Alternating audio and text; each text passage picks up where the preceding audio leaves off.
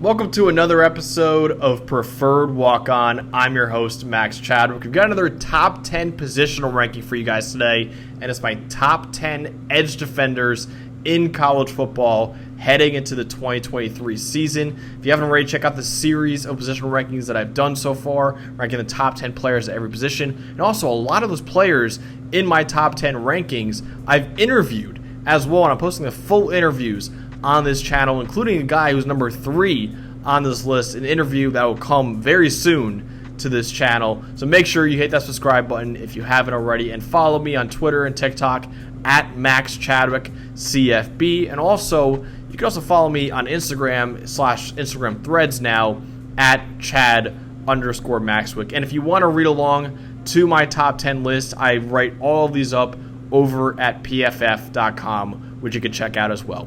But let's kick off my top 10 edge defenders in college football. And if you don't know already, edge defender, think about it basically as a 4-3 defensive end or a 3-4 outside linebacker. That's basically what we're categorizing edge defenders as. And at number 10 is a guy who's really underrated, I think, in the grand scope of college football. That is Princely Umanmielen from Florida, who has been really productive for the Gators over the past couple seasons. He had an 88.1 pass rushing grade over the 2021 and 2022 seasons, which is 4th among returning Power 5 edge defenders, and is more than just a great pass rusher too. He had 21 run defense stops this past season, which was top 10 among Power 5 edge defenders as well. So at number 10 is Princely Umanmielen from Florida. At number 9 is the first of 2 UCLA edge defenders on this list. And honestly, you could have made a case for a third one, which happens to be this guy's twin brother. That is Gabriel Murphy from UCLA. Like I mentioned before, his twin brother Grayson Murphy, also an edge defender for UCLA. Both of them started their careers at North Texas, transferred into UCLA, and still remained very dominant at the Power 5 level. Grayson excelling as a pass rusher. Gabriel, more of a well-rounded edge defender, I think, which is why I put him slightly above Grayson on this list. He was one of 3 Power 5 edge defenders who earned 80-plus grades as both a pass rusher and as a run defender this past season. So at number 9 is Gabriel Murphy. At number 8 is another Pac-12 edge defender, if you really want to call him that. And I want to remind you guys, this list is the top 10 edge defenders based on college football alone, not looking at what they are as NFL draft prospects. And this guy, if you ask NFL draft evaluators, they probably say he's a defensive tackle. And he played that in 2021. And then this past season, he kicked out to edge mostly. That is Brandon Dorlus from Oregon, who has the body of a defensive tackle. Let's put it that way. He's 6'3", 290 pounds. Like I said, played his sophomore year at interior defensive lineman, but wherever you line him up, interior defensive lineman, edge defender, he still produces, man. He has 88 pressures over the last 2 seasons, which lead all returning Power 5 edge defenders. So Brandon Dorlus, D-tackle, edge, whatever, he's a very productive college football player. At number 7 is the other UCLA edge defender on this list, and that is Latu, who really has a awesome story.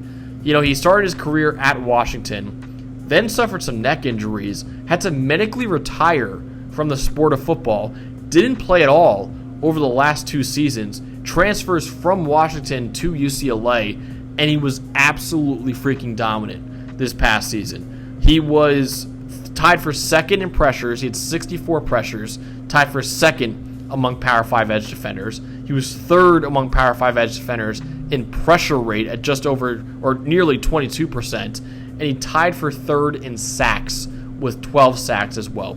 This guy's story is like eerily similar to Jalen Phillips. You remember Jalen Phillips, number 1 recruit coming out of high school, went to UCLA originally, suffered a lot of injuries, had to medically retire from the sport, then after a little bit of time off, went to Miami, uber productive in his 1 year for the Hurricanes, was taken in the top 20 of the draft, of the 2021 draft, by the Miami Dolphins, and has been pretty good for the Dolphins so far in his career. Laiatu is a lot like that, except he didn't transfer from UCLA. He transferred to UCLA. And honestly, on the field, there are some similarities between Latu and Jalen Phillips as well. But I love Latu, and I think he could be, like Jalen Phillips, first-round pick if he keeps this up. And, of course, the medicals check out for him as well. At number 6 is a guy who's getting a lot of hype right now in the 2024 NFL Draft. I got to see more consistency from him. That is JT Tuimoloau from Ohio State. Now, if you want to see the flashes and why people are calling him potentially a top 10 pick, turn on the tape against Penn State. He earned a career-high 93.5 grade in that game. He had 2 sacks, 2 interceptions. As an edge defender, 2 interceptions, one of which was a pick 6. He had a forced fumble, a fumble recovery, a tackle for loss, a batted pass, and he had 3 pressures in the game as well. Now, as a run defender, he needs some work. He only earned a 59.8 run defense grade this past season, but as a pass rusher, you see why he's a top 10 pick, and potentially a top 10 pick in 2024. And I'm not there yet. I think he's a first-round pick for sure. I'm kind of halting the top 10 hype yet before I see more consistency from JT Tuimoloau, but former top 5 recruit, got all the physical tools that you'd want, and the flashes are there. Just got to see those flashes more consistently on his tape before I call him a top 10 pick. And one guy who could be a top 10 pick in the 2025 draft, though, is Mykel Williams from Georgia, who checks in at number 5 on this list. He started for Georgia as just a true freshman, former top 10 recruit coming out of high school, and he lived up to that hype in his true freshman season. He had a 75.9 run defense grade, 4th among SEC edge defenders, led all FBS true freshman defenders, edge defenders as well.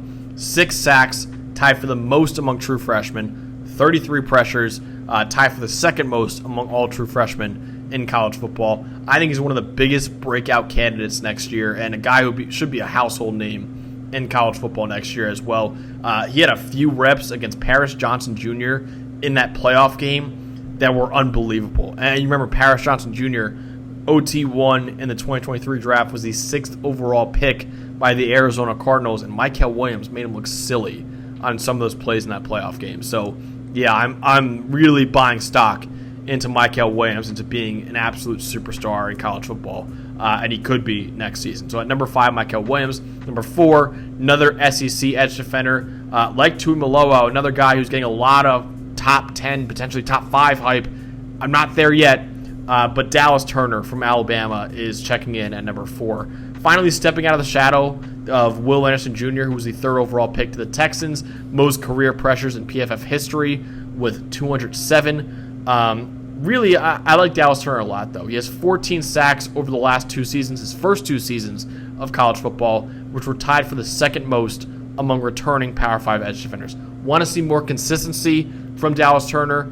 He's got the sack numbers, but overall, when you watch him, consistency's not all the way there as a run defender or pass rusher yet, but the flashes are there. If you just look at the physical tools and what he's capable of, he could be number 1 on this list, but you just don't see it all the time, which is why he's number 4 here.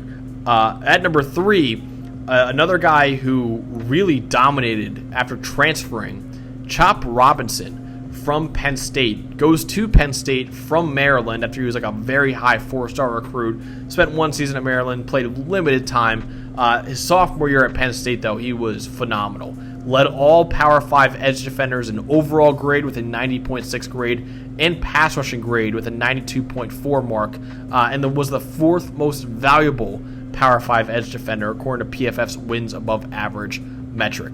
Another interview that we have coming on the show very soon is a fantastic interview. Can't wait to show you guys that.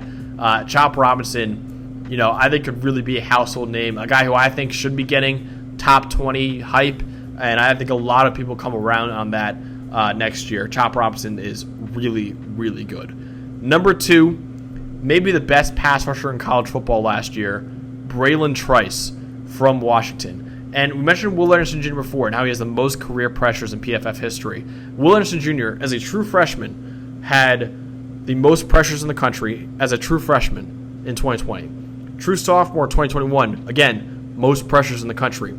Junior did not have the most pressures in the country. That's because Bralen Trice set the mark this year with 70 pressures. He had 70 pressures this past season. And he also led all edge defenders in the country in pass rush win rate right about 30% in pass rush win rate, and he was second in pressure rate at 22% as well. So Bralen Trice, probably the best pass rusher returning in college football next year. But he's not number one on this list. He very well could be, though. I can see the argument for him. But at number one, and edge one, I think, in the 2024 draft, is Jared Verse, who would have been a top 20 pick in the 2023 draft if he declared. Instead, he returns to Florida State as potentially a top 5 pick in 2024. And it was his first year, not only as a Power 5 level, at the FBS level. This guy transferred in from Albany, which is an FCS school, and he had a 24% pass rush win rate, which was 4th among Power 5 edge defenders, and he had 10 tackles for loss or no gain, which were tied for 6th among Power 5 edge defenders. As a run defender, pass rusher, Jared Verse, uber productive. Like I said before, could have been a top 20 pick if he wanted to. Instead, he returns to Florida State as edge 1 and potentially a top 5 to 10 pick in 2024. But that's what I got for my top 10 edge defenders in college football. Let me know down below where you disagree with me. Hit that subscribe button so you don't miss another ranking video or interview. And make sure you guys follow me on Twitter, TikTok, Instagram, at Max Chadwick CFB for Twitter and TikTok, at Chad_Maxwick for Instagram. I changed that soon so that way it's all uniform. But yeah, that's what I got, and I'll see you guys next time.